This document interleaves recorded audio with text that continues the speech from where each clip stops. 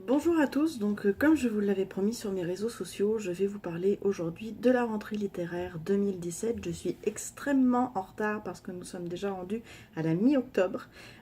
J'ai quand même commencé à lire déjà plusieurs livres de la rentrée 2017, autant livres québécois que français, mais j'ai décidé donc de faire cette rentrée littéraire en deux vidéos.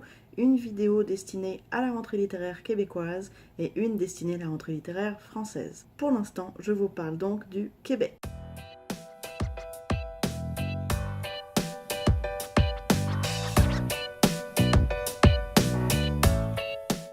La rentrée littéraire, comme tous les ans, c'est toujours un gros événement auquel j'ai jamais réellement participé.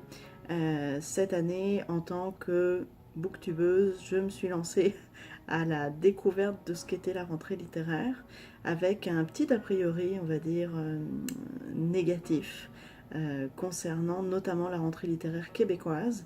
Je pensais qu'on était un petit peu à la traîne au Québec par rapport à la France.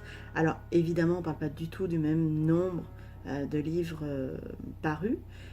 On parle de 581 romans visiblement en France parus seulement pour cette rentrée-là. Au Québec, je suis certaine d'avoir vu un chiffre quelque part. J'ai en tête peut-être un 130 ou 180, bon on va dire un gros 150 livres pour cette rentrée littéraire 2017 et j'en ai sélectionné 10 que je vous présente tout de suite. Pour la maison d'édition donc Druide, je vais vous parler tout d'abord du Cri de la Sourde. Donc le Cri de la Sourde ressemble à ça, il est ici. Donc le Cri de la Sourde de Sylvie Nicolas, chez les éditions Druide. C'est un livre qui fait 260 pages. Pourquoi j'ai choisi ça? Parce que déjà Sylvie Nicolas a été 2 fois finaliste au prix du gouverneur général et était en 2013 la première lauréate du prix Jean-Noël Pontbriand, donc créé par le Printemps des Poètes et l'Université Laval, ce qui montre qu'il y a déjà quand même un bon potentiel de cet auteur. Et ça m'intéressait de découvrir cet univers-là, sachant qu'on va parler dans ce livre-là de, de la vie d'un village québécois avec des noms de personnages quand même assez intéressants. On parle de Louis Armel, le grand-père Barbier, on parle de Al Capone, on parle du cordonnier Pat-Pat, de Firin l'infirme, de la Pipi, de la Pouette et de la Sourde. Dans l'Ouest canadien, donc, on va avoir en plus ça va parler de la mer. Ce livre-là est clairement imprégné de la mer, des marées. Et moi, évidemment, ça vient me chercher parce que j'aime l'univers de l'océan, on va dire. Et en plus, les éditions du Druide ont eu une très bonne idée, c'est d'insérer un marque-page pris directement de la couverture du livre à l'intérieur de chacun de leurs romans. Je trouve ça super chouette parce qu'en plus, ils sont très beaux. Pour revenir au livre, effectivement, c'est marqué par les marées. Le titre s'appelle exactement Le Cri de la Sourde et autres marées. Et donc, en fait, à chaque fois, il va y avoir effectivement une interprétation en fonction de l'état de l'océan et de la mer à chaque étape de ce récit. Je l'ai déjà lu, c'est vraiment intéressant.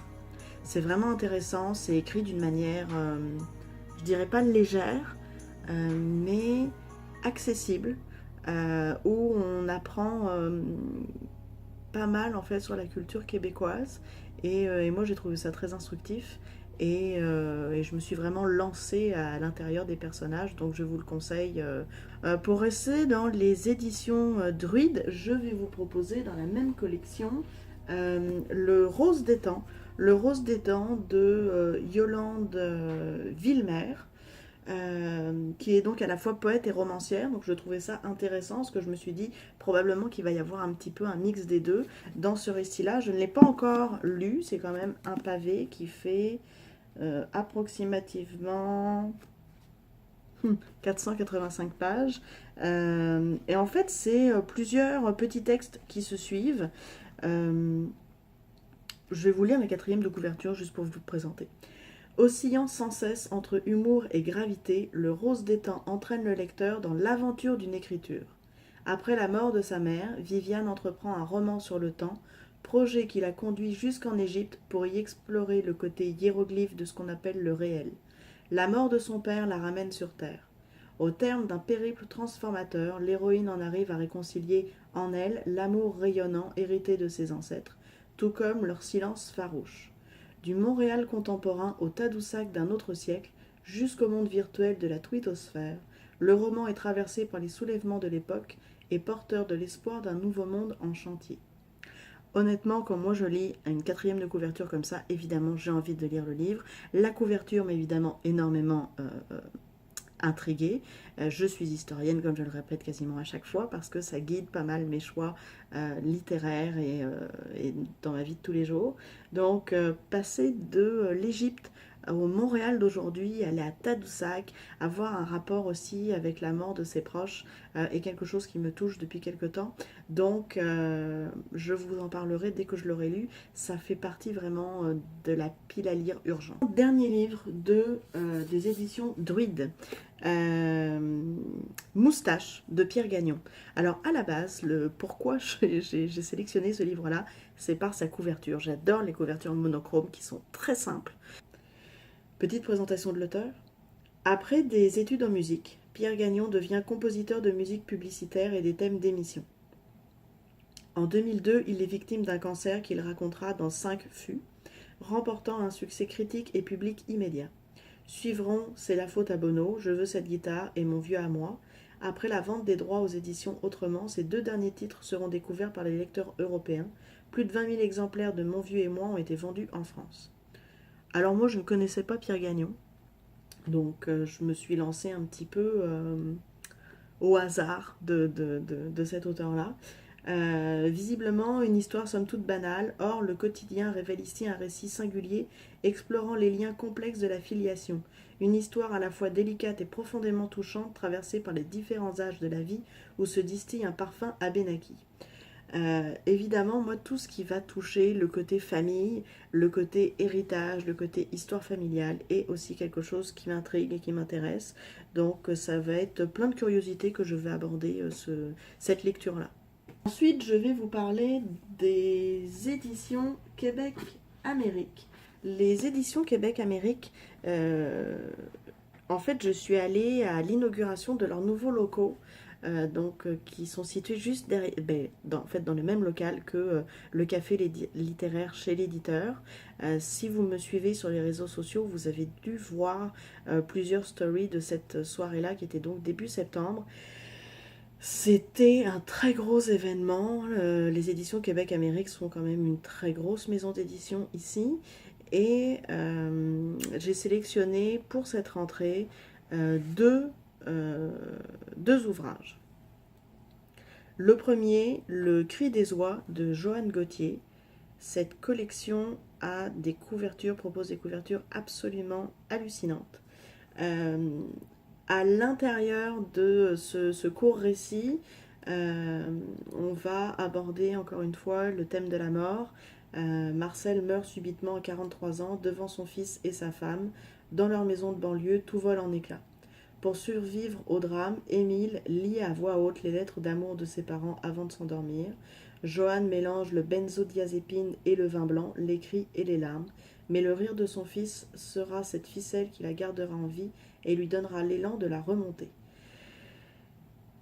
Pas très gai, effectivement, mais quand même porteur d'espoir entre l'histoire de cette mère et de son fils qui vont devoir s'en sortir. Donc j'attends un petit peu avant de me lancer dans cet environnement-là, mais j'ai hâte de voir ce que ça donne.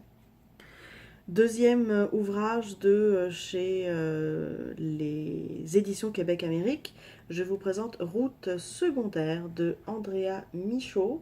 Donc c'est un roman. Andrea Michaud est 2 fois lauréate du prix littéraire de gouverneur général. La Bondrée aussi a eu dernièrement un autre prix littéraire. Donc c'est une valeur sûre d'y aller avec Andrea Michaud, même si personnellement je ne connais pas cet auteur-là.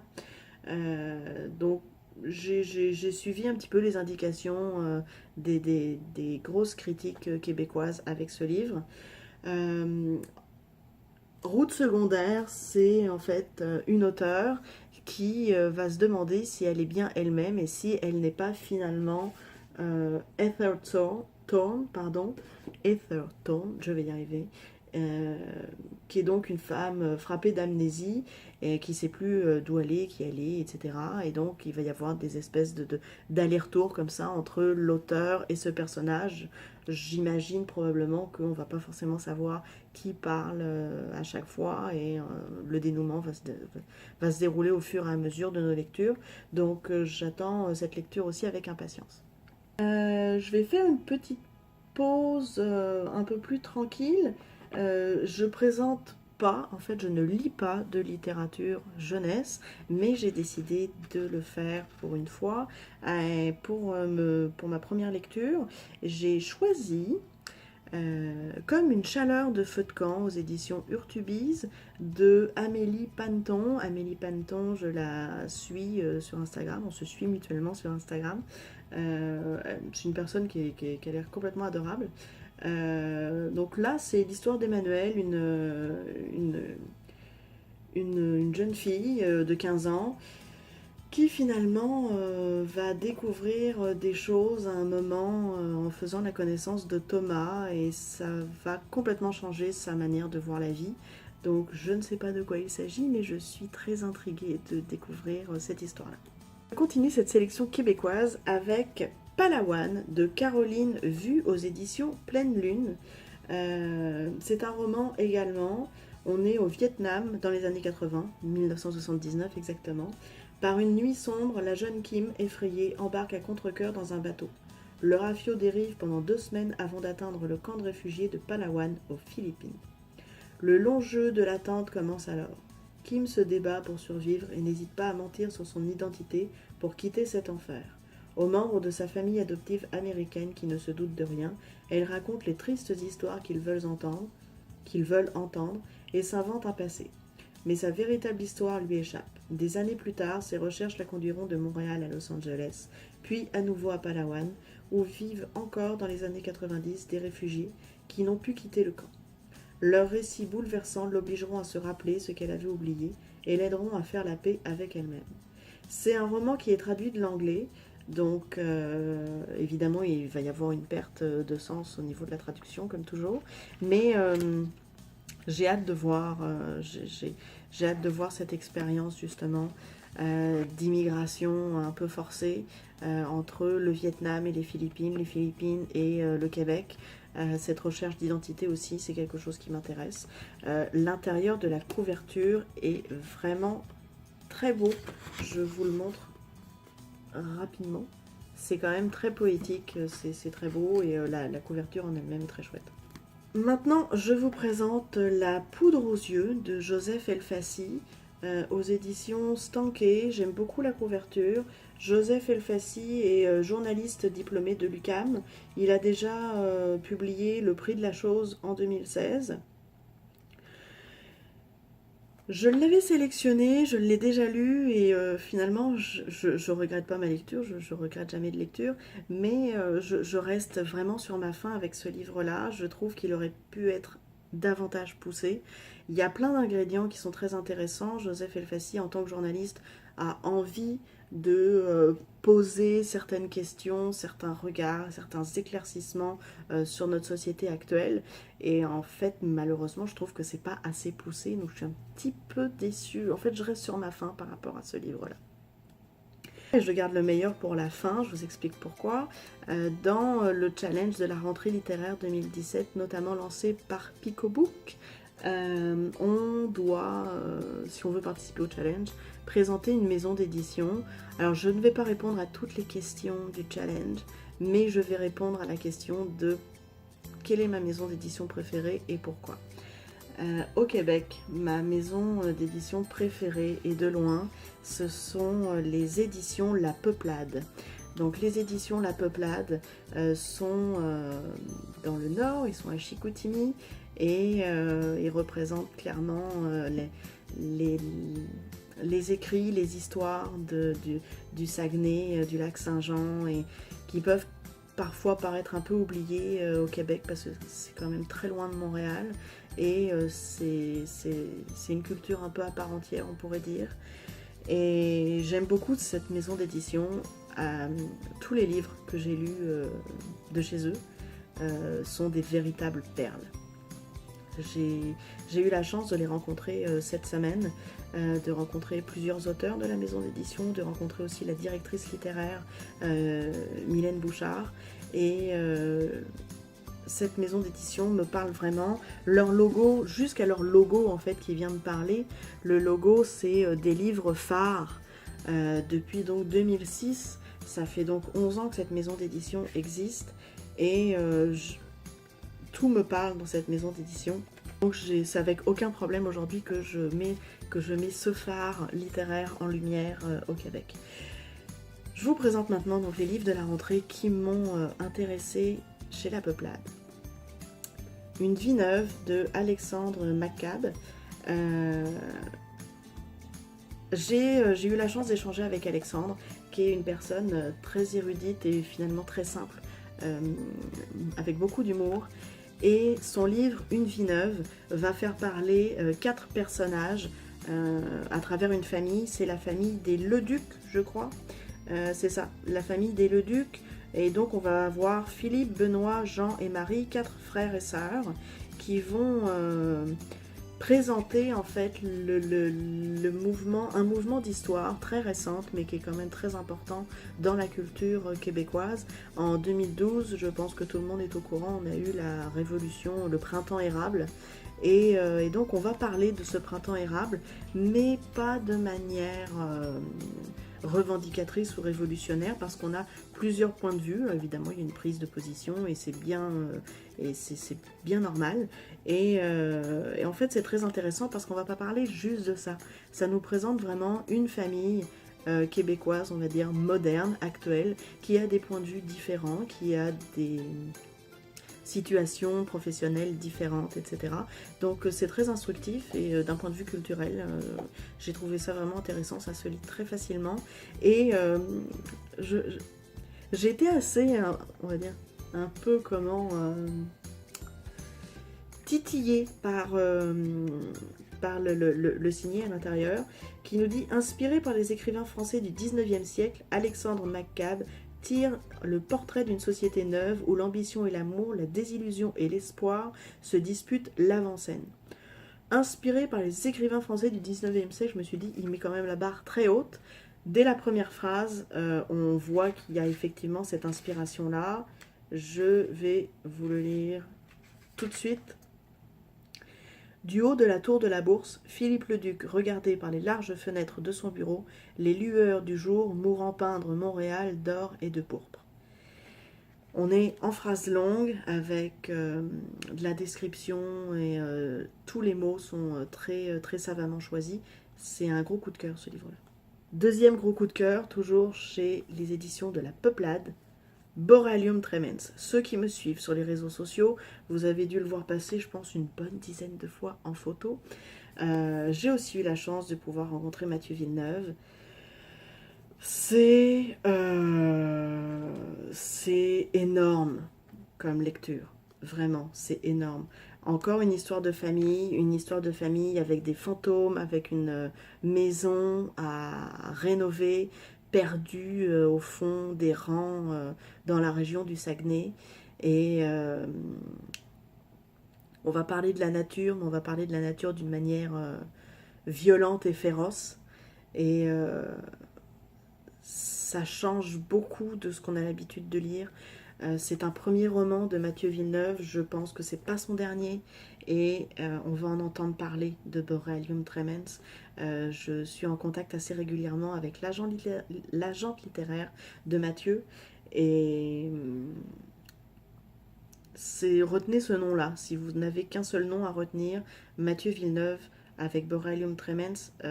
Les éditions La Peuplade vont être distribuées prochainement en Europe, en France notamment. Ruez-vous sur ce roman-là et aussi sur celui d'Alexandre McCall, parce que je les ai beaucoup aimés tous les deux. Donc c'est une vidéo un peu longue, je suis désolée, j'ai pas réussi à aller à faire plus condensé. Donc je vous remercie de me suivre aussi nombreux à chaque vidéo, aussi nombreux aussi sur mes réseaux sociaux. Et si vous avez des questions, des commentaires, n'hésitez pas, j'ai très envie de parler de tous ces livres-là avec vous. Je vous dis à très bientôt. Bye bye.